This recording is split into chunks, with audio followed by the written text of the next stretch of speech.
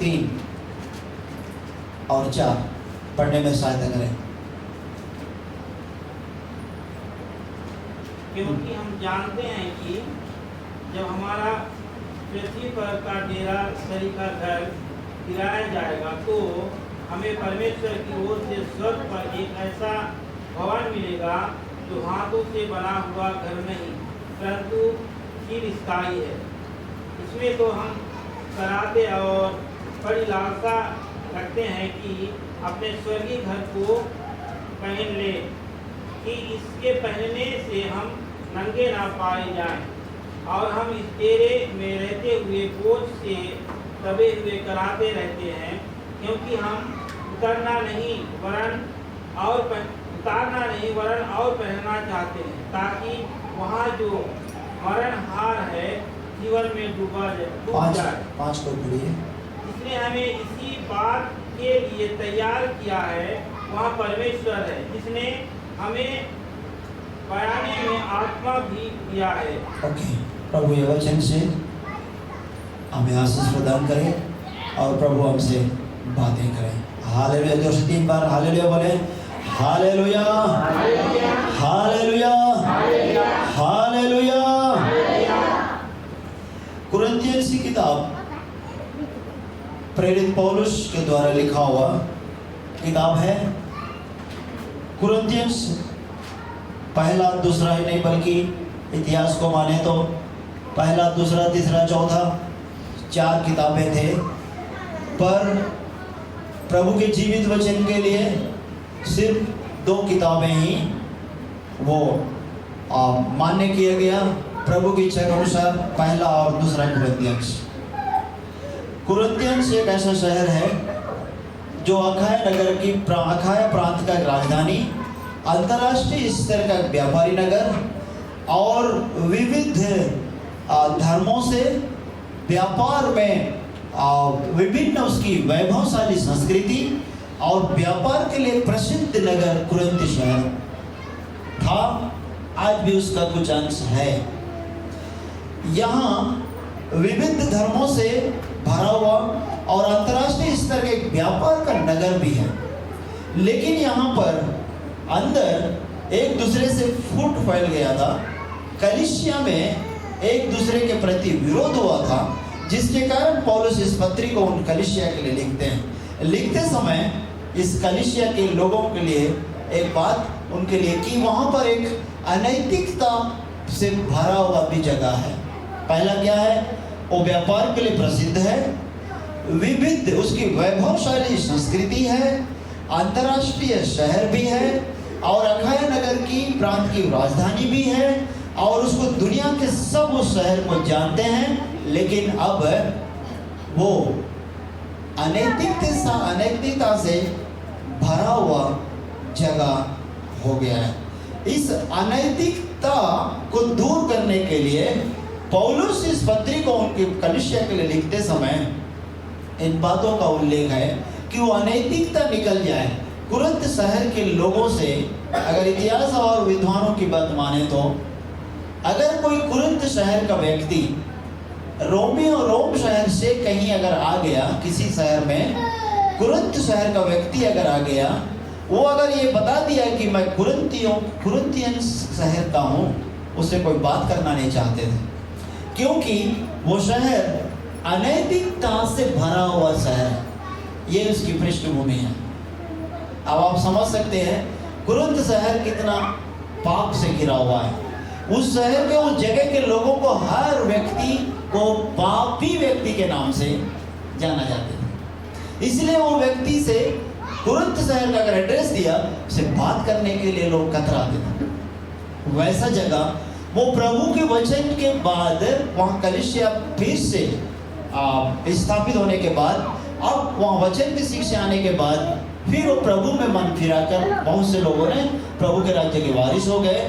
लेकिन जिन्होंने मन नहीं फिराया वो संसार का जो मार्ग अपनाया, चौड़ा मार्ग, वो प्रभु से दूर हो गए। पर आज हम उससे, उनके द्वारा हमारे पास शिक्षा हम सीख सकते हैं कि अनैतिकता दूर हो जाए, वो वचन ही है दूर करता है। Hallelujah, hallelujah. पौलुस अध्याय 5 में आते एक स्वर्गीय घर के बारे में वो लिखता है कि ये डेरासरी का घर गिर जाए, डेरासरी का घर गिर जाए तो ये घर और है जो हाथों से बना हुआ नहीं है, वो चिरस्थायी है, वो स्वर्ग का है। इस शरीर को पौलुस एक डेरासरी का घर, एक टेंट बोलता है इसको। ध्यान से समझने की कोशिश कीजिएगा। ये इस घर को एक टेंट स्थायी नहीं होता, घर स्थायी होता है। हम कहीं जाते हैं तो कुछ दिन अगर रुकना पड़े, टूर्नामेंट में जाए, शिविर में जाए या कहीं भी हम चले जाएं, एक टेंट लगे रहता है। वो टेंट स्थायी नहीं होता है, अस्थायी है। वो टेंट से अलग बात है कि एक स्थायी बिल्डिंग बन जाए। पौलुस हमारे शरीर को एक डेरासरी का घर बोलता है, इस शरीर को। लेकिन ये शरीर एक स्थायी नहीं है, अस्थायी घर है। एक दिन ये घर गिरने वाला है।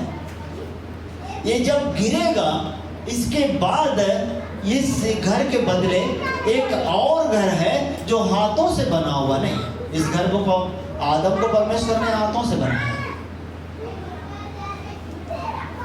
और डेरासरी का घर बन गया, टेंट बन गया। अब ये टेंट, ये टेंट है, ये डेरासरी का घर है, शरीर। ये शरीर है तो एक दिन एक गिरेगा। लेकिन इसके बाद एक घर है जो स्वर्ग में, जो महिमा में एक शरीर होगा जो प्रभु देगा हमें, जिस दिन विश्वास करने वालों के लिए, वो स्थायी घर है। Hallelujah, hallelujah. हम इस टेंट में रहते हुए, इस डेरासरी के घर में रहते हुए हम कराते हैं, तकलीफ में आते हैं, हम लालसा करते हैं कि वो स्थायी घर में जाना है। Everybody willing to go to the permanent house। पर प्रत्येक विश्वासी एक स्थायी घर में जाने का उसके अंदर लालसा होना चाहिए। आपका एक घर है, पुराना घर, आपके घर के सामने एक नया घर बनते रहेगा।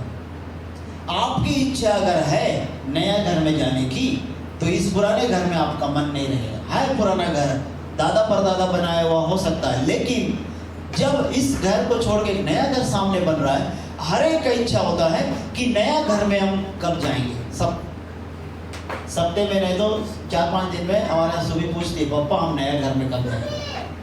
हर एक का इच्छा होता है ना नया घर में जाने का, नया घर में रहने का हर एक का इच्छा होता है। जब इच्छा ज़्यादा हुआ, हम और जल्दी से बनाते हैं। और जब उतने ही हम लालसा रखते हैं, पुराने घर की तकलीफों को हम भूलते जाते हैं। इस डेरासरी का घर, ये घर में तकलीफ है, लेकिन इस घर में तकलीफ के बाद एक घर और मिलेगा। उस घर के लिए हमारी लालसा होना चाहिए। उसकी लालसा कैसे करेंगे? इसमें रहते हुए पैसा इकट्ठा करेंगे, पैसा जोड़ेंगे, अमृत, कंक्रीट, सीमेंट जो भी लगेगा, एक पैसा जोड़कर हम लेबर को लगाकर, खुद भी मेहनत करके, आज तो आज लेबर लगा रहे, हमारे समय खुद ही बनाया हुआ घर ने हमारे पिताजी जब बनाए घर हमारे घर में, तो वो ज़्यादातर अपने दीदी लोग और बहन लोग उसमें ज़्यादा काम किए हैं। आज तो सब मशीनों के द्वारा हो जाता है। नया घर बनते समय हमारी लालसा नया घर की ओर होना चाहिए। हालेलुया, जोर से बोलें हालेलुया, हालेलुया। वो महिमा में शरीर, जब इस शरीर को छोड़ने के बाद एक शरीर और मिलेगा जो प्रभु देगा विश्वास करने वालों के लिए, उस घर के लिए हमारी लालसा होना चाहिए। आज वचन से प्रभु बात करता है, जिसकी जितना लालसा है उतनी अच्छी उसकी घर होगी। महिमा में घर तो एक ही जैसा है, प्रभु बनाता है, लेकिन हमारी लालसा कैसा है, कितना उत्सुकता के साथ हम उस घर की लालसा करते हैं। उस घर की लालसा जितना उत्सुकता के साथ करते हैं, उतना ही हम जल्दी उस पे जाएंगे। अगर आप नया घर की ओर ध्यान ना देकर आप पुराने ही घर में मन लगाए रहते हैं, बोलते हैं ना मेरे को नया घर में मन नहीं है, तो आपको नया घर नहीं मिलेगा। मैं तो इसी घर में रहना चाहता हूँ। पुराने घर में अगर आप रहना चाहोगे, कौन आपको नया घर में ले जाएगा? कोई है? कोई ले जा सकता है क्या? आपको प्लानिंग करेंगे नया घर, आपके पास है नया घर, प्रभु ने रखा, उस घर के लिए आपको प्लान करना है। मतलब अब सीधा ये शरीर एक दिन गिराया जाएगा, ये शरीर छोड़ना ही पड़ेगा। इसके बाद विश्वास करने वालों को एक नया घर मिलेगा। उस घर के लिए हमारी लालसा होना चाहिए। एक शब्द आया है, कराहते हैं हम लोग, यानी तकलीफ भी है, फेस करते हैं। पुराने घर में बहुत सारी बातों का फेस करना पड़ता है। क्या? हमको पापों से लड़ने के लिए, पाप से हमारा युद्ध है। हमारा सिर्फ एक ही युद्ध है कि शैतान से, और वो पाप में गिराने के लिए कोशिश करता है, उसमें हमारा युद्ध है। इसमें हमको पुराने घर में अब एक युद्ध है। अब इस युद्ध को हम जीतेंगे तब तो नया घर मिलेगा। Hallelujah, hallelujah. बहुत से लोग नया घर तो चाहते हैं, लेकिन पुराने घर में मन को हटा ही नहीं लेते। इजराइली भी जब मिस्र से निकले, उनको निकल कर बोला कि तुझे कनान ले जाना, कनान को जाना है। प्रॉमिस्ड लैंड कनान है। प्रभु ने वादा किया इब्राहिम के साथ, तेरा वंश को मैं तुझे तेरे वंश को एक देश दूंगा जहां दूध और मधु की धाराएं बहती हैं। और वो दूध की धारा बहने वाली जगह कैसे जगह होगी? लेकिन इन्होंने मिस्र से निकलने के बाद इनका मन मिस्र में ही था। जिनका मन मिस्र में था वो कनान नहीं पहुंचे। जिनका मन मिस्र से हट गया, कनान की ओर लगा, वही लोग कनान पहुंचे। एक पीढ़ी को पूरा का पूरा 20 साल से ऊपर जितने हैं सब मरुस्थल में मर गए। हमारा मन नए घर में होना चाहिए, महिमामय घर में होना चाहिए, तब हम पुराने घर में, हम पुराना घर को ध्यान ना दें। धर्मी जन